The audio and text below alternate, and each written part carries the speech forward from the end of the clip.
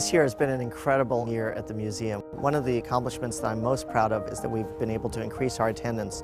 We've brought in more school groups. We really made an active effort to reach out to schools and bring in more students, more teachers into the museum this year. We've increased about 25% over the previous year, and basically every month in 2013 we've hit records for the museum, and we see that continuing on into the future. One other great accomplishment is that we now have a complete Spanish audio guide thanks to a grant from the City of Los Angeles that Mayor Eric Garcetti was able to get for us.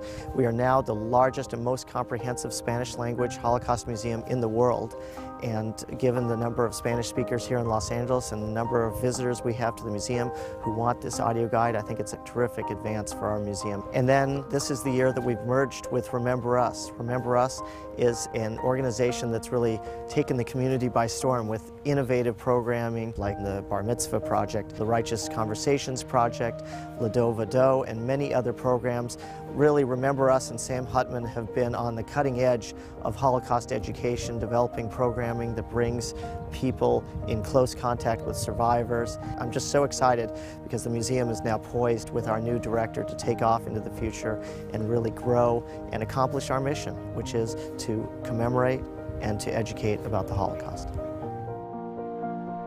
This museum opened a world for me into an incredibly dignified and inspirational community. I'm humbled to come each day in a workmanlike way and give my heart and my time and my creativity and my love for the Jewish people and my love for Los Angeles to the daily work of making this museum meet all of our highest hopes for it. I think the museum and Remember Us together is the most powerful tool for teaching that there can be, because you're reinforcing one upon the other. You've got the larger picture of the museum, you've got the individual stories of survivors, and then with Remember Us, you've got the actual participation of students in an even more intimate way, in a more personal way, one by one, school by school, student by student. It feels like the voices of those survivors that built the museum over 50 years ago, it's like their voices are right here saying, right on, you're remembering, you're doing exactly what you should be doing. I saw great synergy between the two organizations and combining them together.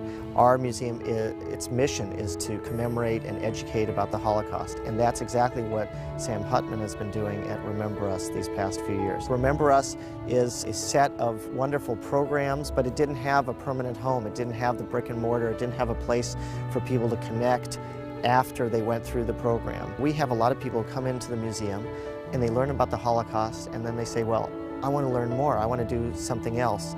Now we have this whole beautiful menu of options for people to get more involved, and that's going to work to the benefit of both organizations. Here you have this place, this solidity, this vessel, this sanctuary, these extraordinary exhibitions, and this home for memory nestled in to this public space, free to the public 7 days a week. Welcoming, open, yet intimate. As a survivor, what I want is that my kids continue the story, that their kids continue the story, that those generations continue the stories. With the museum being alive, with the Remember Us program being alive, and with all the things that are going to come with it, there will always be a story that can be found, pictures that can be seen, a museum that can continue evolving and showing these things from the beginning to what's happening today, and keep relating it to this world to make it a better world. In a city of 4 million people, even if we were filled to capacity 24 hours a day, and the other organizations doing this noble work were filled to capacity 24 hours a day, we wouldn't be seeing every child in Los Angeles. So the need is there, the work is there, and we're going to do this as a community.